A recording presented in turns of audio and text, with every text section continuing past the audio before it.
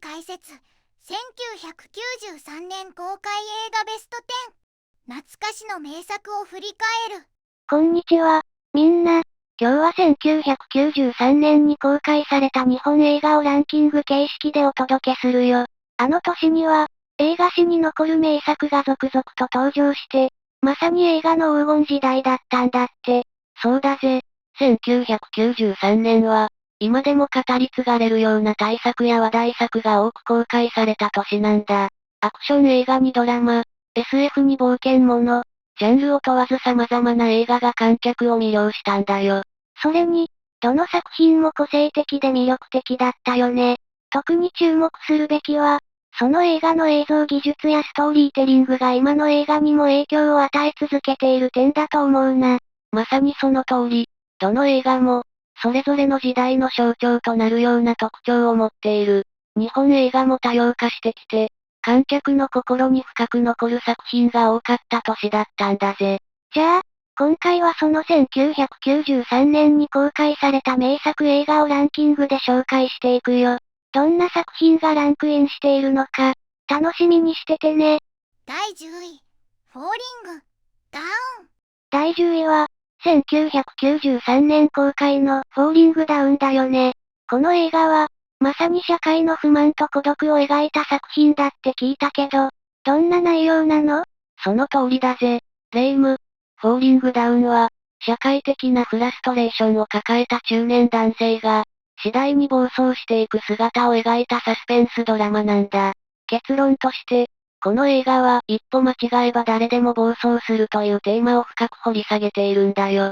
なるほど。社会に不満を抱える主人公が、どんどん暴力的になっていくんだね。でも、なぜそんなに彼が爆発してしまったのか、その理由は何だったの？それは彼が直面していた生活の困難や社会の不公平に対する不満だぜ。物語は1991年のロサンゼルスから始まる。主人公は渋滞に巻き込まれ、車の故障に加えて、日常生活でのストレスが重なって、最初のきっかけとして車を放り出して家に帰ろうとするんだ。ちょっとした出来事でも、彼の中で積もり積もった不満が爆発しちゃったんだね。まさにその通り、彼が電話代を両替するとき、雑貨店の店主に不満を抱いて暴れたり、街中でチンピラに絡まれてバットを持ち去ったり、次々に暴力的な行動に走るんだ。そして、元妻に会うために向かう途中、銃を乱射する事態になるんだよ。すごい展開だね。社会が彼を追い詰めていったんだろうけど、その暴走が次々に予想外の事件を引き起こしていったんだね。そうだぜ。最終的に彼は、銃を持って元妻の家に向かうんだけど、そこでもまた激しい銃撃戦が繰り広げられる。そして、物語のクライマックスでは、刑事プレンダガストが彼を追い詰めるが、結局、彼は観念して銃を構えたふりをして射殺されてしまうんだ。やっぱり暴走は最終的に悲劇を招いてしまうんだね。でも、この映画は暴力だけじゃなくて、社会の断絶や孤独を考えさせられる映画だよね。その通りだ。フォーリングダウンは、現代社会の中で誰もが感じるフラストレーションがどれだけ危険なものになり得るかを警告する映画だと思うぜ。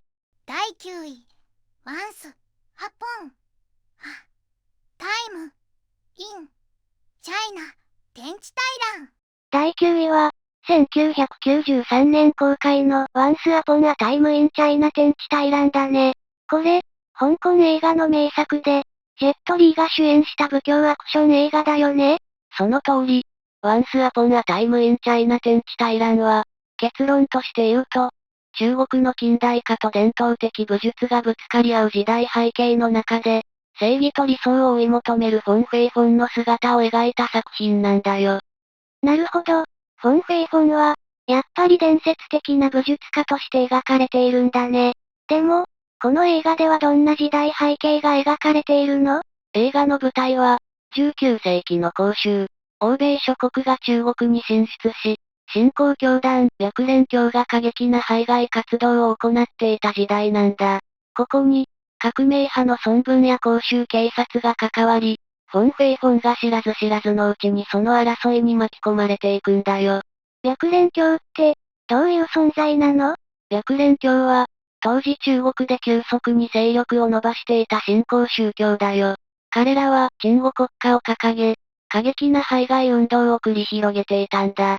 これに対して、孫文と革命派は平和な理想国家の樹立を目指して地下活動をしていたんだよ。うわぁ、かなり複雑な背景だね。じゃあ、フォン・フェイフォンはどう関わっていくの？フォン・フェイフォンは、当初その争いに巻き込まれることなく、武術の達人として静かな生活を送っていたんだ。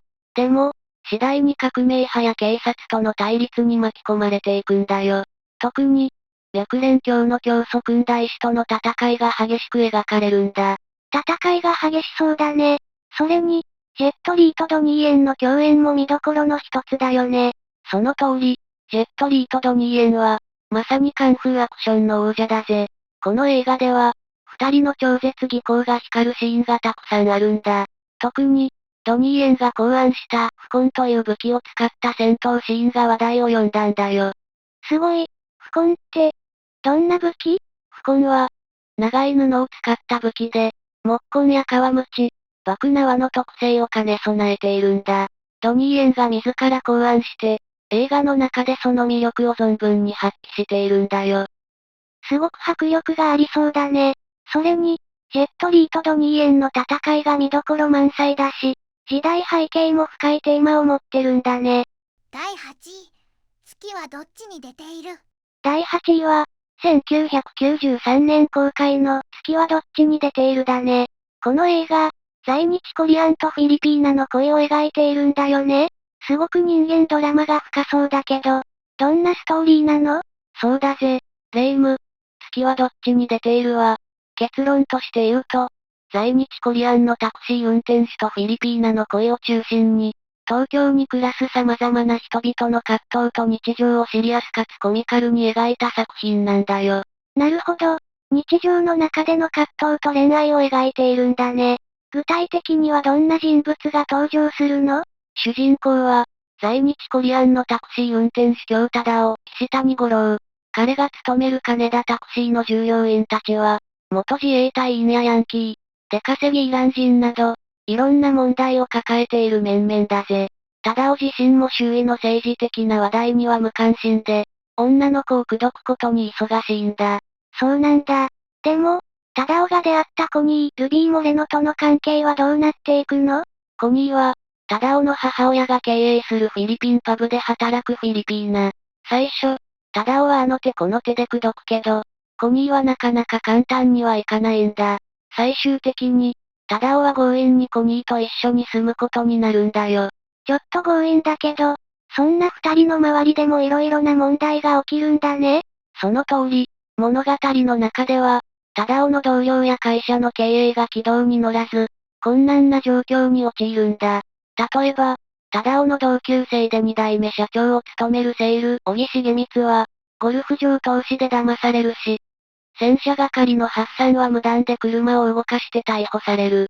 それに加えて、忠夫の恋愛も進展しないどころか、次第に問題が山積みになっていくんだ。そんな中でも、忠夫とコニーの関係はどうなるの？最初はうまくいったと思ったんだけど、最終的にコニーは忠夫に見切りをつけて、新しい店に移っていくんだ。でも、忠夫は彼女を諦めきれず、最後には再び彼女を迎えに行くんだよ。最終的に二人は、東京へ戻っていくんだけど、その姿がまた切ないんだ。結局はお互いに未練が残っているんだね。でも、この映画はただの恋愛ドラマじゃないよね？その通りだ。この映画は、在日外国人や日本社会に生きる様々な人々の苦悩や葛藤も描いているんだ。社会の中で自分の居場所を見つけようとする人々がどんな困難に直面しているのか、シリアスでありながらもコミカルに描かれているんだよ。第7位、パーフェクト、ワールド。第7位は、1993年公開のパーフェクトワールドだね。この映画は、クリント・イーストウッドが監督主演した作品で、非常に感動的なドラマだって聞いたけど、どんな内容なの？その通りだぜ、レイム。パーフェクトワールドは、結論として言うと、逃亡中の脱獄犯と少年の心温まる絆を描いた映画なんだ。この映画では、予期せぬ出会いから生まれる友情と、次第に深まる親子のような絆が描かれているんだよ。脱獄犯と少年が一緒に過ごすんだね。でも、どうして二人が関わり合うことになったの？映画の主人公は脱獄犯のブッチ、ケビン・コスナー。彼は、刑務所から脱走し逃亡を続けている途中、ある街でフィル・ティム・ロビンスという少年と出会うんだ。最初、ブッチはフィルに興味を持っていなかったけど、次第に二人の間に絆が芽生えていくんだよ。フィルはどんな少年なの？フィルは、家族と共に貧しい生活を送っている少年なんだ。彼は、ブッチのことを最初は怖がりながらも、次第に心を開いていくんだ。ブッチもまた、自分の過去に向き合いながら、フィルに対して父親のような存在になっていくんだよ。そうなんだ。最初は単なる偶然で出会った二人が、だんだんと家族のような関係を築いていくんだね。でも、ブッチは逃亡犯だからずっと追われているんじゃないの？その通り、逃亡を続ける中で、二人の絆が深まるんだ。ブッチはフィルに父親のような存在を提供し、フィルもまたブッチを心の中で父親のように感じている。でも、警察が追い詰める中で、ブッチは最終的に悲しい決断を下さなければならなくなるんだ。映画のラストが切ない感じになりそうだね。そうだぜ。最終的にブッチは、フィルを守るために自分の命を犠牲にする覚悟を決めるんだ。二人の間に築かれた絆は、映画を通して深い感動を呼び起こすんだよ。親子のような絆を描いた映画なんだね。結局、ブッチはフィルにとって本当の父親のような存在になったってこと？その通り、パーフェクトワールドは、ただのアクション映画じゃないんだ。逃亡者と少年という異色のコンビが、お互いに与え合った愛と信頼が描かれ、非常に心に残る感動的なストーリーに仕上がっているんだよ。なるほど。最初はただの逃亡者と少年だった二人が、物語を通じて強い絆を築いていく、温かい気持ちになれる映画だね。第6位、クリフハンガー。第6位は、1993年公開のクリフハンガーだね。この映画、シルベスター・スタローンが主演するアクション映画で、山岳救助隊が舞台となっているんだよね。その通りだ。レイム、クリフハンガーは、結論として言うと、山岳救助隊員が命がけで救助活動を行いながら、逃亡犯との壮絶な戦いを繰り広げるアクション映画なんだ。この映画では、壮大な自然の中でのアクションと、主人公の内面的な葛藤が見どころなんだよ。山岳救助隊員が主人公なんだね。じゃあ、どんな人物が登場するの？主人公の名前はゲイブ・ウォーカー、シルベスター・スタローン。彼は、山岳救助隊のリーダーだったんだけど、かつて起こったある事件で仲間を失い、その後は山岳救助の仕事を辞めてしまっているんだよ。その事件って、どんな出来事だったの？ゲイブは、かつて山岳で遭難したカップルを救助していたが、その救助がうまくいかず、悲劇的な結果となってしまう。そのため彼は、自分の過去を背負い、心の中に大きな傷を持つようになってしまうんだ。ああ、トラウマになってしまったんだね。じゃあ、どうしてゲイブは再び救助活動に関わることになるの？ある日、ゲイブは、山岳で強盗事件が発生し、逃亡犯たちが金を持って逃げるという事態に巻き込まれるんだ。犯人たちは空港に向かう途中で山岳を越えようとし、ゲイブに助けを求めてくる。その際、彼は過去を乗り越えて再び救助活動に戻ることになるんだよ。犯人たちがゲイブに助けを求めるんだね。でも、ゲイブはどうやって彼らに立ち向かうの？ゲイブは、犯人たちとの壮絶な追跡劇を繰り広げながら、過去の傷を癒し、彼自身の成長を見せていくんだ。映画は、山岳を舞台にした緊張感あふれるアクションとともに、ゲイブの内面的な葛藤も描かれているんだよ。山岳という過酷な環境の中で繰り広げられるアクションがすごくスリリングだね。でも、この映画はただのアクション映画じゃないんだね。まさにその通り、クリフハンガーは、スリリングなアクションに加えて、過去を乗り越える主人公の心の成長を描いた作品なんだ。山岳救助隊員としての責任感、そして過去のトラウマとの向き合い方が、映画を深いものにしているんだよ。ただのアクションだけでなく、心の葛藤を描いているところがこの映画の深いところなんだね。第5位、逃亡者。第5位は、1993年公開の逃亡者だね。この映画は、ハリソン・フォードとトミー・リー・ジョーンズが主演するサスペンス映画で、かなり話題になった作品だって聞いたんだけど、どんなストーリーなの？その通り、レイム、逃亡者は、結論として言うと、冤罪をかけられた男と、それを追い詰める警官との壮絶な追跡劇が描かれたサスペンス映画だよ。この映画は、緊張感あふれる展開と予測不可能なストーリーで観客を引き込むんだ。冤罪をかけられた男って、どうしてそんなことになったの？主人公のリチャード・キンブル・ハリソン・フォードは、医師として成功した人物なんだけど、ある日、彼の妻が殺される事件が発生するんだ。警察は彼を妻殺しの犯人として逮捕するんだけど、キンブルは自分が無実だと主張するんだよ。じゃあ本当に犯人じゃないの？そうなんだ。キンブルは冤罪をかけられ、死刑判決を受けるんだけど、脱獄中にある事故がきっかけで、彼は再び自由を手に入れるんだ。そこから、彼は自分の無実を証明するために逃げながら、真犯人を追い詰めていくんだよ。逃亡者として逃げながら、真犯人を探すんだね。でも、追い詰めるのは警官の役割じゃないの？その通り、警察側の担当官は、トミー・リー・ジョーンズ演じるサミュエル・ジェラード。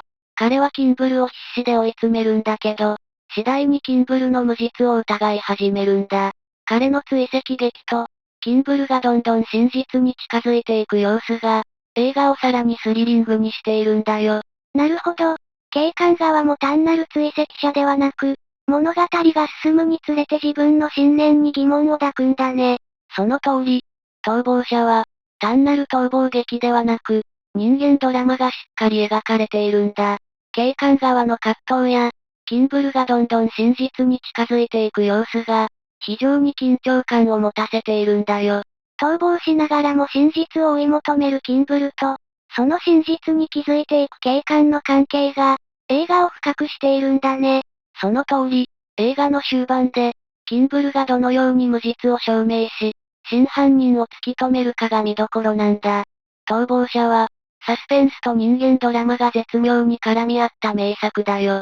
第4位、水の旅人、サムライキッズ。第4位は、水の旅人サムライキッズね。1993年に公開された大林信彦監督のファンタジー映画だって聞いたけど、どんなお話なの？その通りだぜ、レイム。水の旅人サムライキッズは、結論から言うと、水の生と少年の出会いを通じて、自然の大切さや人間の成長を描いた心温まる物語なんだ。水の生と少年の物語なんだね。詳しく教えてくれる？もちろん、物語の主人公は小学2年生の楠林悟、吉田亮という少年だ。ある日、悟は河原で身長17センチの小さな侍、墨の絵の宿儺彦、山崎努と出会う。宿儺彦は自らを水の生と名乗り、水源から海を目指して旅をしているというんだ。小さな侍と出会うなんて、まるで一寸法師みたいね。そうなんだ。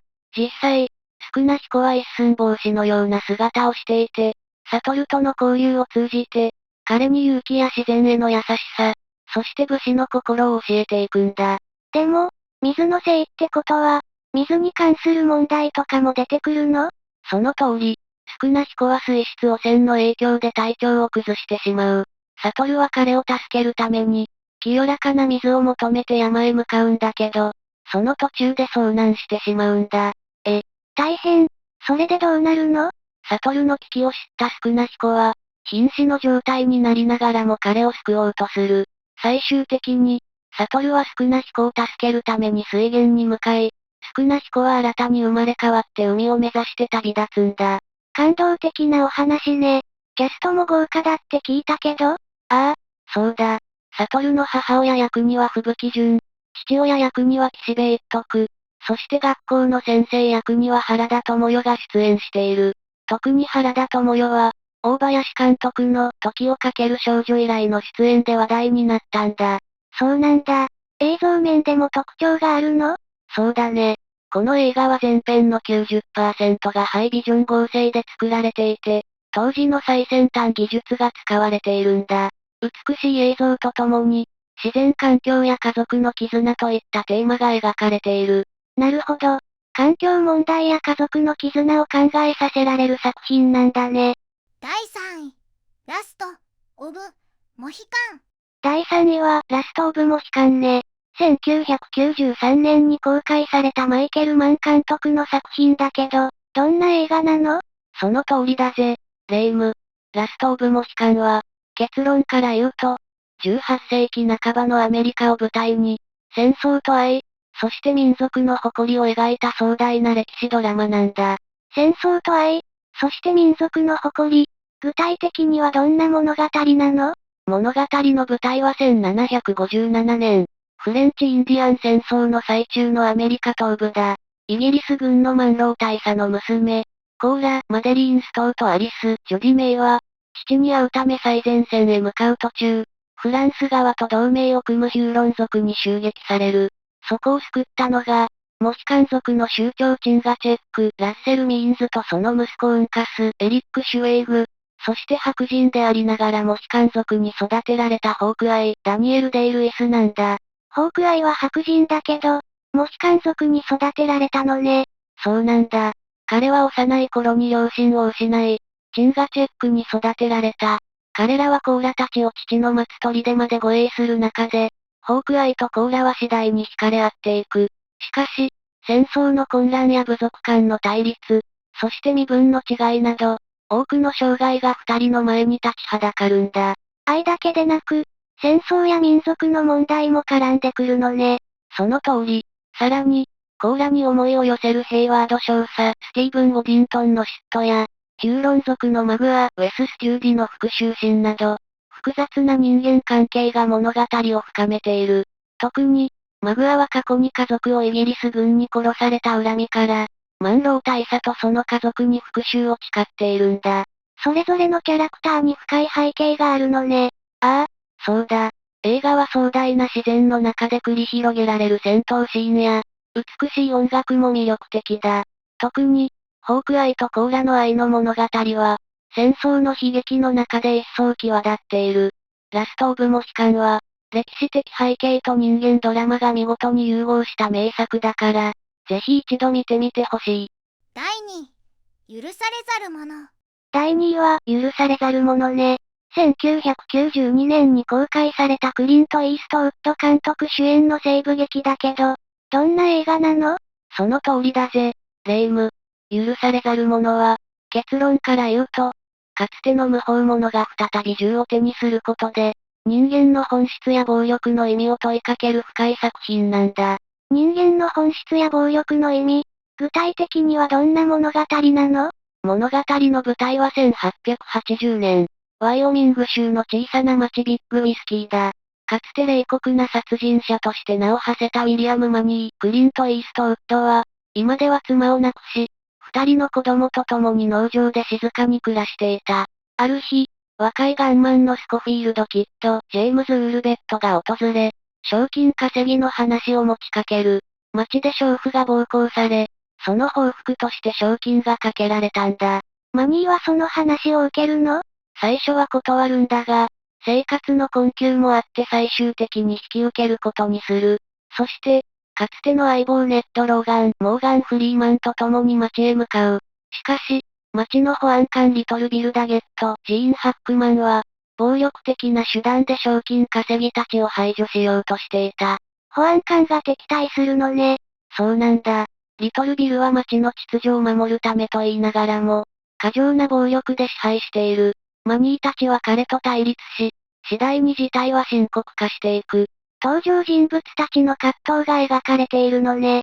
ああ、特にマニーは過去の罪と向き合いながら、自分の中の暴力性と戦っている。映画は、西部劇の伝統的な完全懲悪の構図を超えて、人間の内面や社会の矛盾を鋭く描いているんだ。深いテーマを持った作品なのね。その通りだぜ。許されざる者は、第65回アカデミー賞で作品賞、監督賞、助演男優賞、ジーン・ハックマン、編集賞の4部門を受賞した名作だ。西部劇の枠を超えた人間ドラマとして、多くの人々に影響を与えているんだ。第1位、ジュラシック・パーク。第1位は、ジュラシック・パークね。1993年に公開されたスティーブン・スピルバーグ監督の作品だけど、どんな映画なの？その通りだぜ、レイム。ジュラシック・パークは、結論から言うと、遺伝子工学によって現代に蘇った恐竜たちが引き起こすパニックと、人間の科学への過信を描いた SF アドベンチャー映画なんだ。遺伝子工学で恐竜を蘇らせるなんて、すごい設定ね。物語の舞台はどこなの？物語の舞台は、コスタリカ沖の孤島にあるテーマパーク、ジュラシックパークだ。大富豪のジョン・ハモンド、リチャード・アッテンボローが、遺伝子工学を駆使して恐竜を復活させ、その島にテーマパークを作り上げたんだ。でも、そんなことをして大丈夫なの？そこが問題なんだ。ハモンドはパークの安全性を証明するために、古生物学者のアラン・グラント博士、サム・ニールや古植物学者のエリー・サトラー博士、ローラ・ダーン、数学者のイアン・マルコム博士、ジェフ・ゴールドブラムらを招待する。しかし、予期せぬトラブルでパークのシステムがダウンし、復活した恐竜たちが暴走を始めるんだ。それは大変。登場人物たちはどうやって対処するの？彼らは知恵と勇気を振り絞って、生き延びるために奮闘する。特に、ティラノサウルスやベロキラプトルといった肉食恐竜との対峙は、手に汗握る緊迫感があるんだ。映像面でも話題になった作品よね。そうだね。